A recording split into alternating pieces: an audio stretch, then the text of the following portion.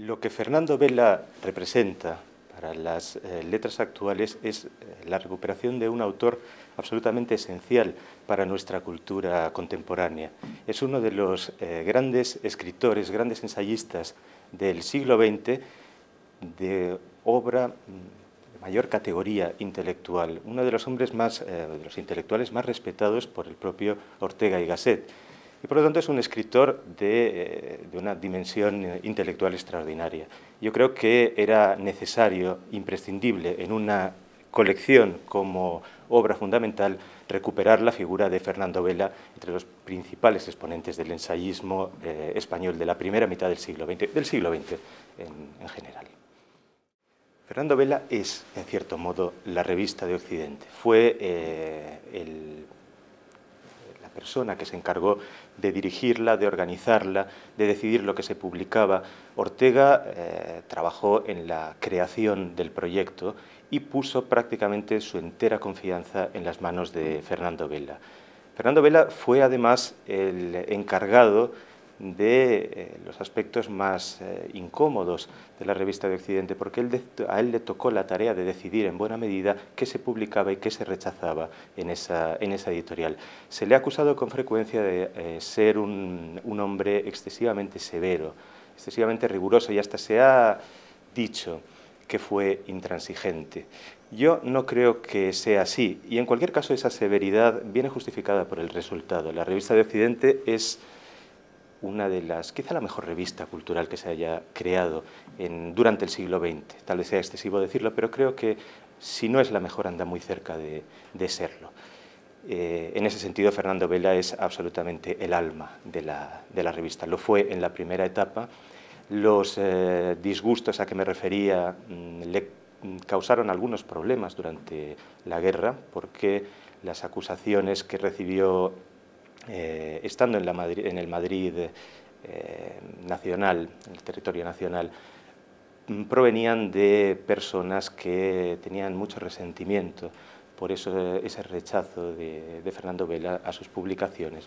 Fueron aceptadas y por lo tanto eso le creó problemas de carácter político, incluso que le crearon dificultades que le obligaron a cambiar de ciudad y finalmente abandonar el territorio español, aceptar una colaboración en Tánger con Corrochano en un periódico que se fundó en el año 38. Por lo tanto, le creó verdaderas dificultades. Cuando renace la revista de Occidente, Vela no quiso recuperar el cargo que había mantenido de secretario general en la primera etapa de la revista. Probablemente sentía que los tiempos eran muy distintos. Había muerto Ortega. A pesar de la insistencia de Ortega Spotorno, en fin, del reconocimiento que inmediatamente tuvo por su importancia en la revista, quiso mantenerse al margen. Sin embargo, participó y publicó algunos ensayos interesantísimos, algunos están recogidos en esta antología, e incluso un breve relato en el que de alguna manera se denuncia la falta de libertad de expresión en la España que aún era la España del franquismo. En ese sentido, me parece que Obra Fundamental debe tener absolutamente en cuenta esa presencia y esa importancia de Fernando Vela en el ámbito cultural español repito, del siglo XX íntegramente. La pregunta es muy difícil y la respuesta es extraña, porque por una parte es dificilísimo construir una antología de un escritor tan prolífico, de un escritor que tiene obra abundantísima y además muy variada.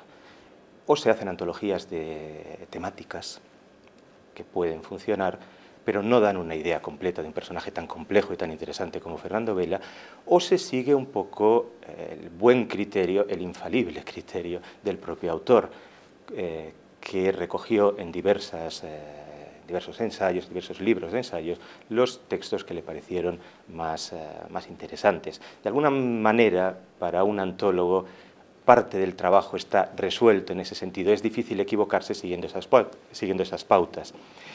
Pero por otra, evidentemente, la tentación es mirar más allá de los textos menos desconocidos, puesto que más conocidos no puedo decirlo, de los textos menos desconocidos de Vela. Y en ese sentido quise recoger textos de la primera y de la última parte que, sobre todo los de la primera, están absolutamente olvidados.